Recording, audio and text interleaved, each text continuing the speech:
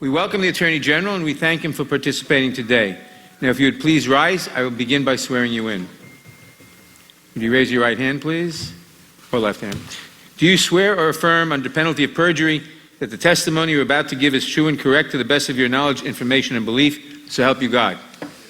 Let the record show the witness has answered in the affirmative. Thank you, and please be seated.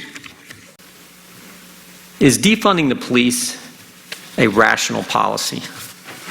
No, I think, if anything, I'm more concerned that the police be adequately funded today and get more resources. A lot of the things we need to do to address some of the concerns people have about what they saw in Minneapolis are going to take some resources, some of the training that we have to do. And one of the difficulties in our country, it's not a difficulty, it's a fact, we have 18,000 law enforcement agencies. Most of them are very, very small. And so we have to find a way of training, making sure the training is pushed out. Is it dangerous? Dangerous to defund the police? It's extremely dangerous. Extremely dangerous. And some of the ordinances you're seeing cities pass are also dangerous. Are you familiar with the letter that Chief of Police of Seattle, Carmen Best, sent to business owners and residents in that city? Yes, I am, saying that, she cannot protect, she can't do her job. Her police force cannot do the job because That's exactly what she said. Yeah. Gives officers, the policy they're trying to pass, thank goodness the court stopped it, the policy they're trying to pass gives officers no ability, and she emphasized no, not us, not you, Mr. Attorney, not me, gives officers no ability to safely intercede to preserve property in the midst of large, violent crowds. Mm-hmm. She also said in that letter, and again, she's taken the leadership and responsibility to tell the business owners, the citizens, that she's supposed to serve. She also tells them in that letter, I've done my due diligence on informing the council numerous times. So she's saying, I tried to tell them, these people won't listen to me. And then finally she says this, and this is the scary part. This is why it's so dangerous. She says this in her letter, Seattle police will have an adjusted deployment. That's a nice way of saying, you're on your own. We can't help you. That is how scary this defund the police. And here's the kicker. Here's the kicker. These same cities sent you a letter last week. The same week Chief of Police Best does this to the residents and citizens of her city. Her mayor sends you a letter blaming you, blaming the federal government for the violence that is happening in these cities. That is how ridiculous the left's position has become. I appreciate the work you're doing, Mr. Attorney General. I'm over time. I yield back. Thank you. I have to tell you, you probably know this, my constituents are scared. Americans are scared. I mean, they watch the TV, they see all this rioting, looting going on, statues being torn down. In Arizona, where I'm from, more guns are being sold than ever. I think there's more new gun owners than ever. And this has to stop, and I think that it's really important, as the saying goes, that in order to solve a problem, the first step is to realize there's a problem. And so it always, I find it very disturbing, should I say, that Chairman Nadler denies that Antifa even exists. He said it to a reporter. He said on the floor of the United States House of Representatives that it was a fantasy, a made-up fantasy. And then in this very room, just recently, Congresswoman Jayapal, who represents the Seattle area, said, when I was talking about the autonomous zone and the takeover, she said, the area is just a few miles from where I sit right now, and there is no takeover. There is no takeover. She also said, lies are being spread by my colleagues in this committee. This area is perfectly peaceful. She also said, my Republican colleagues keep saying the Seattle Police Precinct was taken over by protesters. This is incorrect. Incorrect. No one has taken over that building. Mr. Attorney General, is that your understanding of what happened there? Do you agree with Ms. Jayapal that there was no takeover? It was just Jayapal. peaceful? If you're going to say my name, please say it right. It's Jayapal.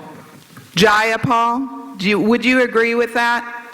And also, in answer, why do you think these autonomous zones in Democrat-led cities are dangerous to America? Well, starting with they're dangerous because they are purporting to keep on the outside duly constituted authority of the government. They're also, to me, outrageous because the people who are living now under this autonomous zone haven't selected the government. They've selected the duly authorized government of the city and the state. So it's quite an outrage that people would use force to take over an area. What makes me concerned for the country is this is the first time in my memory that the leaders of one of our great two political parties, the Democratic Party, are not coming out and condemning mob violence and the attack on federal courts. Why can't we just say, the violence against federal courts has to stop? Could we hear something like that? Mr. Attorney General, I totally agree. I support what you're doing, and I support what President Trump is doing for law and order in our country, and I yield back. Gentlelady yields back. AG Barr, I'd like to also talk about the violent protests that are being seen in Seattle, specifically CHAZ, and also Portland, Oregon. As you know, over the course of June and early July, several shootings occurred inside Seattle's police-free zone, including the tragic murders of a 16-year-old and a 19-year-old. There were numerous reports of robberies, assaults, and property destruction as well. Sexual assaults as well. Yes, and despite all this chaos, all this violence, it took the Seattle mayor literally weeks to declare this an unlawful gathering, and took weeks before the police were allowed to clear that area. In similar circumstances, let's talk about Portland, Oregon. It's been going through 8 weeks of violent rioting in the streets as well. Rioters continue, in fact, to fire projectiles and mortar-style fireworks at federal law enforcement officers, and are using dangerous lasers, which have already permanently blinded at least 3 federal officers. Yet our own Chairman Jerry Nadler, told a reporter on Sunday that the anarchy and violence going on in Portland, and I quote the chairman, is a myth that is spread only in Washington, D.C., end quote. Attorney General Barr, is it in fact a myth that there's anarchy and anarchist groups engaging in violence in Portland? I think there are anarchist and far-left groups that are involved in the violence in Portland. I actually think that the chairman's comment was about Antifa. I don't know exactly what he said, but I thought he was referring to Antifa. Well, do you think it's a myth that Antifa is involved in this anarchy? No, I think Antifa is involved in Portland. So either way, the chairman's comments were not correct, were not accurate. I didn't consider them accurate. What about the autonomous zone in Seattle? Congresswoman Jayapal has said, and I quote, that it's a peaceful protest zone. Is it a peaceful protest zone? No, as I already said, it's outrageous that people set themselves up and over a piece of territory where the people in there have not selected them as the government and try to exercise sovereign authority. That's an outrage, and we saw people handing out guns to people to quote keep the peace and so forth. It was anarchy there. Your office has already charged several violent protesters with federal crimes. Can you just briefly elaborate on those crimes? Well, they're the whole gamut. I think we've had 224. They run the gamut from throwing Molotov cocktails to assaulting a police officer, that kind of thing. Thank you, AG Barr. I just want to say that I think, and I don't know if you agree, that CHAZ and Portland are really like political experiments. They really show us what would happen if we fully embrace the radical ideology of the social justice Democrats. And now, according to Democrats, it's the summer of love. According to the Congresswoman that represents Seattle, it's a peaceful protest zone. Attorney General Barr, in reality, these cities are experiencing violence, chaos, and frankly, just anarchy. So I think this political experiment has showed us that the liberal, social justice, Democrat-style government has failed. Would you like to comment on that, Attorney General Barr? Well, when I was first going through confirmation, I expressed concern about violence getting into our political system, and we'd seen this intolerance and attacking people, and I was very worried about that. And now we've seen it sweeping through the country like this, and I hope the Democratic Party takes a stand against the violence. Thank you, and I yield my time. The gentleman yields back. You've recently said that you believe Antifa to be a terrorist organization. What's your basis for that belief? I'm not sure I said terrorist organization. I said we're investigating it as domestic terrorism. But Antifa, there are a number of violent extreme groups in the United States, and they're across the spectrum. Antifa is heavily represented in the recent riots. That's not to say they're the only group involved. And they have been identified as involved in a number of the violent mob actions that have taken place around the country. And Mr. Attorney General, I saw the chairman of the Judiciary Committee recently say that Antifa is a myth, that their involvement in this violence isn't something that is real. What's your reaction to the chairman? Well, I don't think it's a myth. Antifa can be best thought of, I think, as a umbrella term for what is essentially a movement comprised of loosely organized groups around the country. In some areas of the country, there are a number of groups, and there are sort of centers of activity. The groups, as I say, are loosely organized, but they are definitely organized. But since they have an anarchic temperament, they don't get along very well with each other. So I'm not suggesting it's a national organization that moves nationally. They tend to get organized for an event, and there's a lot of organization right before an event occurs, but we see a lot of the organization during the mob violence. And that is a really important distinction when determining how to apply particularly our RICO laws to an organization like this.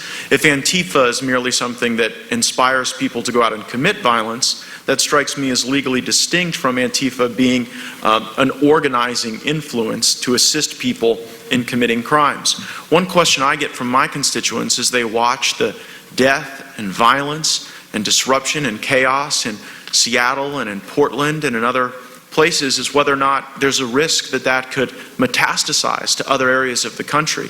Have you given consideration to the risk that might befall other American communities if the Department of Justice were not to take action to protect and preserve federal property in places like Portland? Yes, absolutely. We are concerned about this problem metastasizing around the country.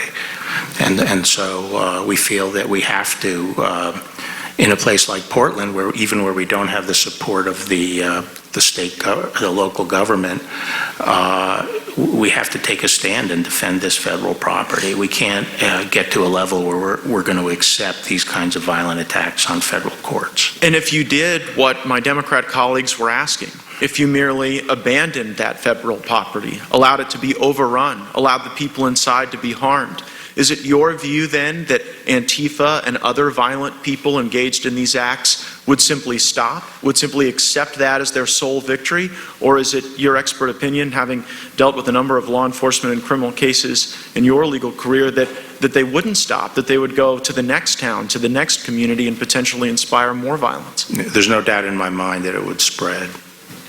And what comfort can you give Americans in my district and around the country that you will stop this, that you will stop the burning and destruction of federal property, and that you will give confidence to regular Americans that they can go out in the streets without the risk of this terrorism? Well, as you can see in Portland, we have a relatively small number of federal officers who have been withstanding this for almost 2 months. It's a great strain, but we cannot just stand aside and allow the federal court to be destroyed. Thank you for your service and for your great work. I yield back. Gentleman yields back, Mr. I so appreciated what you said in your opening statement today, which is what you said in your confirmation hearing. The Attorney General has a unique obligation. He holds in trust the fair and impartial administration of justice. We appreciate that so much. The Democrats have asserted here this morning, and they continue to say in the media, that under your leadership, the Justice Department has become highly politicized. Why is that a totally unfounded allegation? Because actually what I've been trying to do is restore the rule of law. And the rule of law is, at essence, that we have one rule for everybody. If you apply one rule to A, the same rule applies to B. And I felt we didn't have that previously at the department. We had strayed. And I would just ask people, I'm supposedly punishing the president's enemies and helping his friends. What enemies have I indicted? Who could you point to one indictment that has been under the department that you feel is unmerited, that you feel violates the rule of law? One indictment. Now, you say I helped the president's friends. The cases that are cited, the Stone case and the Flynn case, are both cases where I determined that some intervention was necessary to rectify the rule of law, to make sure people are treated the same. I said Stone was prosecuted under me, and I said all along I thought that was a righteous prosecution. I thought he should go to jail, and I thought the judge's sentence was correct. But the line prosecutors were trying to advocate for a sentence that was more than twice anyone else in a similar position had ever served. And this is a 67-year-old man, first-time offender, no violence, and they were trying to put him in jail for 7 to 9 years. And I wasn't going to advocate that, because that is not the rule of law. I agree the president's friends don't deserve special breaks, but they also don't deserve to be treated more harshly than other people. And sometimes that's a difficult decision to make, especially when you know you're going to be castigated for it. But that is what the rule of law is, and that's what fairness to the individual ultimately comes to. Being willing to do what's fair to the individual.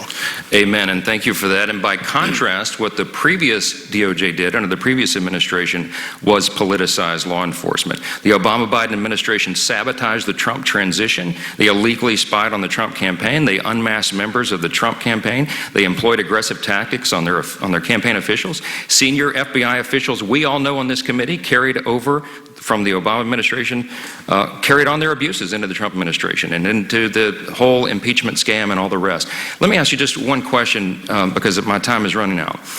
President Obama's Attorney General Eric Holder famously referred to himself as President Obama's wingman. He said in an interview, quote, "I'm still enjoying what I'm doing. There's still work to be done. I'm still the president's wingman, so I'm there with my boy." That's what he said famously. Is it the duty of the Attorney General to be the president's wingman? No, I've already described what I think the duty of the Attorney General is. And in your office, you are then free to act independently of the president. Isn't that true? That is true, particularly on criminal cases. It's required. And that's exactly what he has asked you to do. Isn't that Yes. right? Yes. I have no further Time of time. the- I yield back. Thank you. General Barr, thank you for appearing before the committee today. General Barr, there is a disturbing pattern we've seen throughout history with totalitarian systems of government. The leaders first seek to disarm the population, then they encourage goon squads to suppress opposing voices.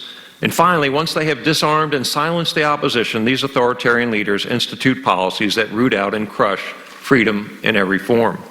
Unfortunately, the American left has been infected with this same totalitarian desire to remove firearms and silence opposing views as part of a campaign to achieve its political ends. We've seen this scenario play out in every major Democrat-run city in America. Progressive leaders push to disarm law-abiding Americans to further their influence while watching as crime rates soar. We even saw failed presidential and Senate candidate Beto O'Rourke proudly tell Americans, "Hell yes, we're going to take your AR-15 and your AK-47. Now the American left is actively cheering as its fascist militia Antifa rages in the streets. Antifa is a domestic terrorist organization that hijacks peaceful rallies, organizes armed riots, attacks peaceful protesters, burns buildings, loots stores, and spreads hate. Reports of Antifa-linked attacks began circulating in 2017. These thugs, often armed with sticks and pepper spray and other instruments, showed up to silence college Republican groups at Berkeley. The left was silent. Then in June 2019, Antifa jumped into the national conversation after journalist Andy Ngo was brutally attacked in Portland. No arrests were made. The left again was silent. Almost exactly 1 year ago today, the Wall Street Journal ran an op-ed stating Portland has to do something to deter political violence or the city will get more of it. Of course, the city's feckless leadership has only further encouraged Antifa's violent antics. As a result, we've seen 61 straight nights of violence in Portland. Antifa's fascist totalitarian activities are now oozing into other Democrat-run cities. Last Sunday, Antifa launched a violent assault on a peaceful pro-police demonstration in Denver, Colorado.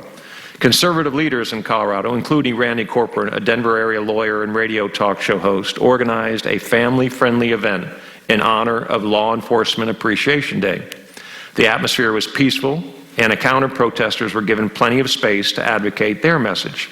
But as the afternoon wore on, a swarm of violent Antifa thugs infiltrated the peaceful Black Lives Matter counter-protesters and began assaulting pro-police Americans. These are 20 and 30-year-old thugs assaulting 50, 60, 70, and even 80-year-old Americans who only wanted to show their support for law enforcement.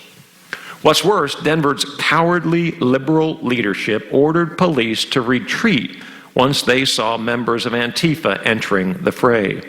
A Denver police detective, Nick Rogers, apologized for this terrible decision. Detective Rogers summed it up best in a recent radio interview, quote, "I'm sorry on behalf of the rank and file. That's not us. That's not who we are. It just kills me that we let good people down." He continued, "I found out that a retreat order was given by the incident commander, and we had one lieutenant step up and say, 'We aren't leaving.' This lieutenant said, 'These people are going to get killed if we don't stay.' So he kept his people there. That's the reason this thing didn't get worse." End of quote. These are sad times in America. Free speech and the right to keep and bear arms are both being threatened by violent anarchists, and the best our chairman can do is call Antifa a myth. General Barr, this has to stop. We can't let Antifa continue terrorizing our country. Can you please tell us about the appropriate use of civil and criminal RICO statutes to address violent criminal groups like Antifa? In the wake of the beginning of these riots, I asked our joint terrorism task forces, the FBI's joint terrorism task forces around the country, to be our principal means of developing evidence and prosecuting violent extremist terrorists who are involved in these activities. And one of the tools, obviously, we would use is RICO, which can be used against an organization. But that doesn't mean that we currently have a RICO case pending. Okay. I thank the gentleman. And do you have anything you want to say in response to the speeches that have been given by the other side and then you've been cut off? Yeah, well, let's, on Lafayette. The gentleman's time has expired. Okay.